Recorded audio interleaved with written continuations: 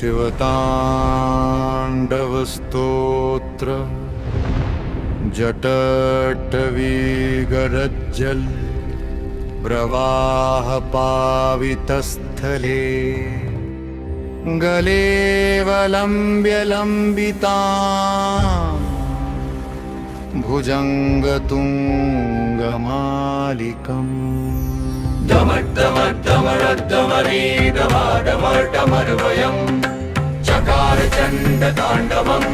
तनोतु नः शिवः शिवम् जकाककाः सम्भ्रमम् भ्रमन्निलिम्पनिर्झरी विलोलवीचिवल्लरी विराजमानमूर्धनि धगद्धगद्धगज्ज्वलल्ललाटपट्टपावके किशोरचन्द्रशेखरे रतिप्रतिक्षणं ममम् धराधरेन्द्रनन्दिनी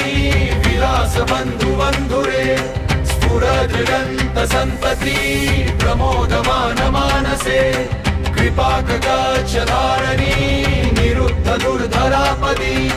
कवचिद्विगम्बरे मनोविनोदमेतु वस्तुनि जकभुजङ्गपिङ्गल स्फुरत्फणामणिप्रभा कदम्बकुङ्कुमद्रवप्रलिप्तदिग्वधूमुखे मदान्धसिन्धुरस्फुरत्वदुत्तरीयमेदुरे मनोविनोदद्भुतं बिम्भर्तु भूतभर्तरी सहस्रलोचन प्रभृत्य शेषलेखशेखर प्रसूनधूलिधोरणी विधूसराङ्घ्रिपीठभू भुजङ्गराजमालया निबद्धजाटजूटकः श्रिये चिराय जायतां चकोरबन्धुशेखरः ललाटचत्वरज्ज्वलत् धनञ्जयस्फुरिगभा निपीतपञ्चसायकन् निमन्निलिम्पनायम् सुधामयूखलेखया विराजमानशेखरम्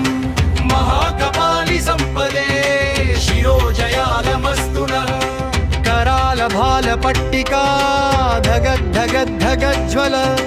धनञ्जयाधरीकुट प्रचण्ड पञ्चसायके धराधरेन्द्रनन्दिनी सुचाग्रचित्रपत्रक प्रकल्पनेकशिल्पिनी त्रिलोचने मतिर्ममम् नवीनमेघमण्डली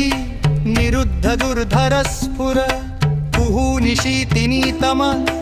प्रबन्धबन्धुकन्धरः निलिम्पनिर्झरिधरस्तनोतु कृत्ति सिन्धुर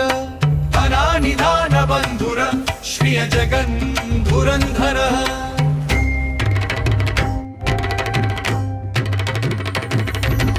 अगर्व सर्वमङ्गला कलाकदम्बमञ्जरी रसप्रवाह माधुरी विजृम्भणा मधुव्रतम् स्मरान्तकं पुरातकं गमन्तकं मखान्तकं गजान्तकान्धकान्धकं तमन्तकान्तकं भजे जयपदप्रविभ्रमा भवद्भुजङ्गमस्फुर धगद्धगद्विनिर्गमत् करालभालहव्यवाट् धिमि धिमि धिमि नन्दृदङ्गतुङ्गमङ्गल ध्वनिक्रमं परतित प्रचण्डताण्डव शिवः दृशद्विचित्रतल्पयोर्भुजङ्गमौक्तिकमस्रजो ररिष्ठरत्नलोष्टयो सुहृद्विपक्षपक्षयो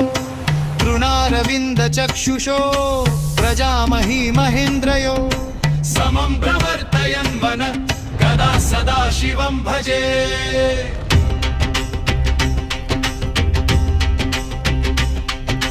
कदा निलिम्पनिर्झरी निकुजकोटरे वसन् विमुक्तदुर्मतिः सदा शिरस्थमञ्जलिं वहन् विमुक्तलोललोचनो ललामबाललङ्गकः शिवेति मन्त्रमुच्चरन् कदा सुखी भवाम्यहम् निलिम्पनाथनागरी कदम्बमौलमल्लिका निगुम्फनिर्भक्षरन्मधूष्णिका मनोहरः तनोतु नो मनोमुदं विनोदिनी महनिशम् परिश्रय परं पदं तदङ्गजद्विषाञ्चयः प्रचण्डवाडवानवा तवा शुभप्रचारणी महाष्टसिद्धिकामिनी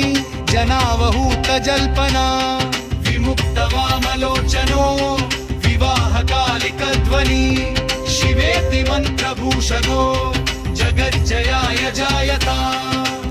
इमं हि नित्यमेव मुक्तमुक्तमोत्तमस्तवम् पठन् स्मरन् ब्रुवन्नरो विशुद्धमेति सन्ततम् हरे गुरौ सुभक्तिमाशु यातिनां तथा नदीम् विमोहनं विधेया कृषत्तमस्य चिक्कनम् पूजाहसानसमये दशवक्तव्यवीकम् यः शम्दुभूयनमिदं वनदीप्तवोषे तस्य स्त्रियामहनजे त्रिपुरन्तयुक्ता नष्टि सदेव सोऽपि वनवाति शम्भु